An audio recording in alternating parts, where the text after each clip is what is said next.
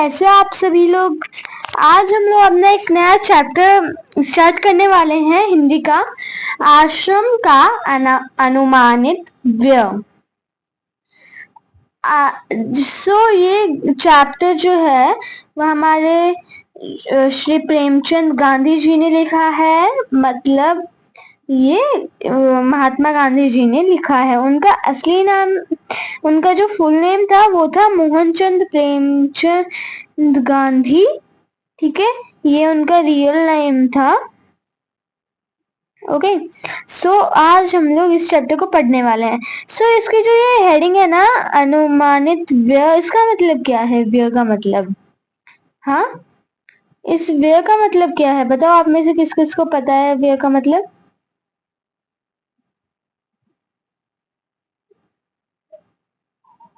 Okay, सो जो व्यय है उसका मतलब है कि बजट।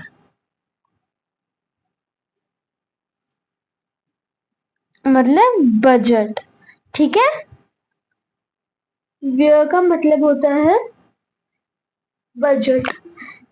आश्रम का अनुमानित बजट। ये जो हमारे गांधी जी हैं वो एक आश्रम खोलते हैं, ठीक है। तो अब उस आश्रम में क्या बनाएंगे? बजट। ओके, तो अब देखते हैं उनका बजट के बारे में। ओके, आरंभ में संस्था आश्रम में 40 लोग थे। लोग होंगे मतलब जो स्टार्टिंग में क्या होगा, बस सिर्फ 40 लोग होंगे, ठीक है। कुछ समय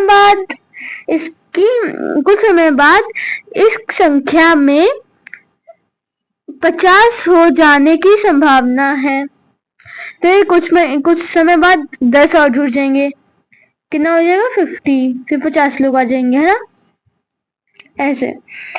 तो वो बोलते हैं, एक सेकेंड।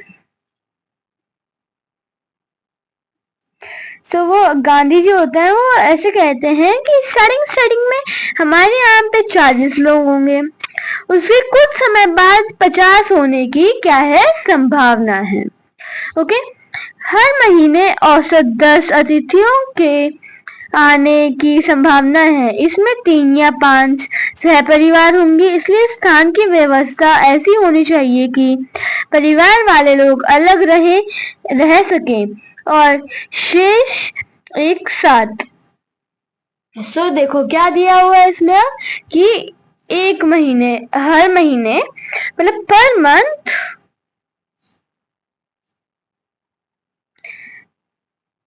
मंथ यहाँ पे 10 लोग आने की संभावना है मिनिमम। औसत मतलब मिनिमम 10 लोग आने की संभावना है, ठीक है। और इनमें से 3 या 5 लोग क्या होंगे, फैमिली के साथ आए होंगे, अपनी किसी साथ आए होंगे, अपनी फैमिली के साथ आए होंगे, ठीक है। और फिर बाकी के तो एक लोग ही आए होंगे, एक दो। इसलिए जो अब इसका जो स्थान होगा ना, इसका जो एरिया डिसाइड किया गया, मतलब जो आश्रम बनेगा उसमें उसकी जो व्यवस्था होनी चाहिए वो एकदम बेस्ट होनी चाहिए, ठीक है। जिससे मतलब बेस्ट विशेष का क्या है, मान लो ये गांधी जी की पिक्चर का ही एक एग्जांपल ले लेते हैं। मान लो ये है इनका वो क्या कहते हैं उसे, आश्रम, ठीक है। दिस इज ये उनका आश्रम है। ओके, देखो ऐसा। तो अब यहाँ पे वो ऐसी व्यवस्था करना चाहते हैं जिससे क्या हो कि जो परिवार वाले लोग हो वो अलग रहे, जो अकेले हैं वो अलग रहे, ठीक है। ऐसी व्यवस्था होनी चाहिए वहां पर, ठीक है। वो गांधी जी ऐसा चाहते हैं। अब आगे क्या दिया हुआ है,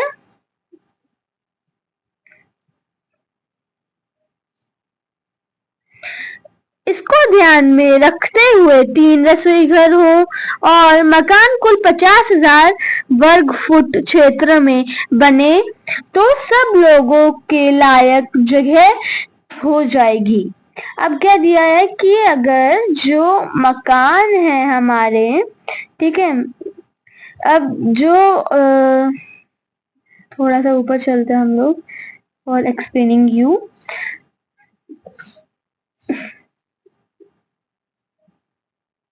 वाइट कलर ले लो यहाँ पे, ठीक है। ऐसे मान ली एकदम पूरा प्लेन एरिया है, ओके, ऐसे। सो इसमें क्या है,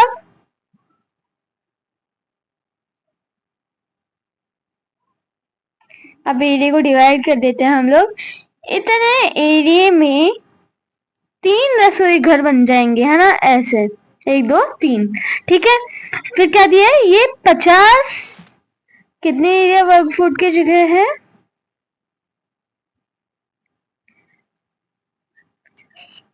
हाँ 50,000 वर्ग, मतलब कि 50,000 वो, एक सेकेंड, ये भी एक जमीन नापने की वो है संख्या, मतलब यूनिट है। जैसे कि इंच होता है, सेंटीमीटर होता है, मीटर, किलोमीटर, स्क्वायर फुट, ऐसे ही, ओके। सो देखो ये है जगह, यहाँ पे 3 रसोई घर बन जाएंगे, अपने बन जाएंगे आराम से, ठीक है। यहाँ पे ये 3 रसोई घर और यहाँ पे बाकी के रूम्स, है ना, तो सब लोग के लिए जगह हो जाएगी, ठीक है। फिर आगे पढ़ते हैं, एक सेकेंड बस।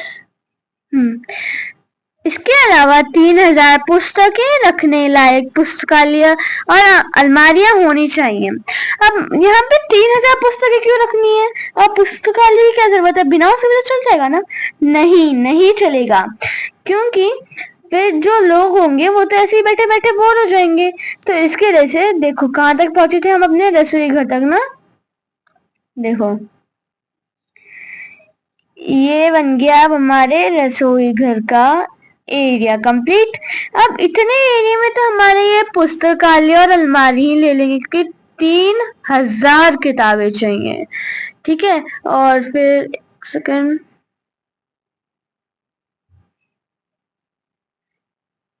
हाँ, नॉट परफेक्ट। सो देखो अब यहाँ पे कम से कम कितनी पुस्तकें चाहिए, 3,000, ठीक है। फिर कम से कम 5 एकड़ जमीन खेती करने के लिए चाहिए, जिसमें कम से कम 30 लोग काम कर सके। इतने खेती के औजार चाहिए, इसमें खुदालियों, फावड़ों और खुरपियों की जरूरत होगी। सो देखो अब इतना, मतलब इसका थोड़ा सा ज्यादा ले लेते हैं, इतना एरिया हमारा खेती बाड़ी के लिए चला गया, ठीक है। तो अब हमारे पास तो कम जगह बच गई थोड़ी सी, है ना, थोड़ी सी कम जगह बच गई अब हमारे पास। लेकिन डोंट वरी, गांधी जी ने सब कुछ ऑलरेडी प्लान कर रखा था, है ना, तभी तो वो आश्रम बना रहे हैं, अगर प्लान कर रखा है तो। देखो तो इतने एरिया में खेती हो जाएगी उनकी, है ना, और उसके लिए क्या क्या चीजों की जरूरत पड़ेगी, अगर एग्जाम देखो, खुदालियां, फावड़ों, खुरपियों और इन सब की जरूरत होगी, ठीक है। सब एग्जाम में ये क्वेश्चन आ जाएगा कि खेती करने के लिए किस किस चीज की जरूरत होती है, तो आप क्या लिखोगे, खेती करने के लिए कुदालियों, फावड़ों और खुरपियों की जरूरत होती है, ठीक है। बड़गिरी के निम्नलिखित औजार भी होने चाहिए, बड़े हथौड़े, 3 बसूले, 5 छोटी, एक मिनट, अब एक बार ये वाला पढ़ लेते हैं। दक्षिण अफ्रीका से लौटकर गांधी जी ने अहमदाबाद में एक आश्रम की स्थापना की। उसके प्रारंभिक सदस्यों तथा सामान आदि का विवरण इस पाठ में है। देखो अब गांधी जी तब अपने दक्षिण अफ्रीका से आए थे, तब उनने अहमदाबाद में, अहमदाबाद का है गुजरात में, वहां पे उनने एक आश्रम की स्थापना की। तो उस आश्रम के स्टार्टिंग में जो भी था वो सब इस पार्ट में दिया हुआ है। ठीक है। दो क्या दिया था? 5 छोटी हथौड़ियां, 2 एरन, 3 बम, 10 छोटी बड़ी छेनियां, 4 रंदे, 1 सालिनी, 4 केतियां, हाँ, और 4 छोटी बड़ी बेंधनियां, 4 आरियां, 5 छोटी बड़ी संसड़ियां, 20 रतकीले छोटी और बड़ी, 1 मोरगारा, लकड़ी का हथौड़ा, मोची के औजार। आप लोगों के दिमाग में अभी एक चीज आई कि ये जो गांधी जी थे वो ये सारा सामान क्यों मंगवा रहे थे? क्योंकि आप लोगों ने अगर किसी स्टोरी में सुना होगा कि गांधी जी को सारा काम खुद से करना पसंद था, और गांधी जी को ऐसा लगता था उस समय कि कोई भी अपना काम खुद से नहीं करता है। इसकी वजह से वो ये सारे औजार मंगवा रहे थे जिससे लोग अपने सारे काम खुद से करें। ओके।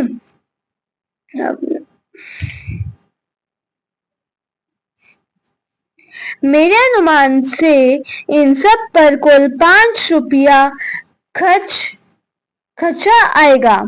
रसोई के लिए आवश्यक सामान पर 150 रुपये खर्चे जाएंगे।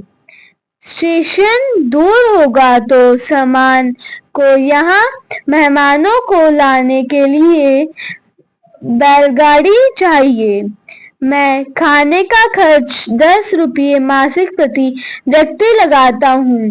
मैं नहीं समझता कि हम यह खर्च पहले वर्ष में निकाल सकेंगे। वर्ष में औसतन 50 लोगों का खर्च 6,000 रुपये आएगा। ये जो लिखी गई है ना, ये बहुत पुरानी है ना, कि गांधी जी ने अपनी डायरी में लिखा था इसे, ऐसा कहते हैं लोग। तो उसकी वजह से बहुत पुरानी बात है। तो उस समय के जो 50 रुपये थे ना, उसकी कीमत भी बहुत ज्यादा होती थी। ठीक है। उस समय के लोगों के लिए इसकी कीमत बहुत ज्यादा होती थी। 50 रुपए की, 5 रुपए की कीमत। 10 रुपए तो बहुत ज्यादा होते थे। देखो इतनी सारी चीजें आ रही हैं, यहाँ से लेकर यहाँ तक इतनी सारी चीजें आ रही हैं, और वो भी बस 5 रुपए में, है ना। सोच सकते हो कि 5 रुपए से कितना ज्यादा कम होता होगा। और बस रसोई घर का सामान, तो जो राशन होता है हमारा, वो बस अभी 2-3 हजार रुपए का आता है, और उस वक्त बस 100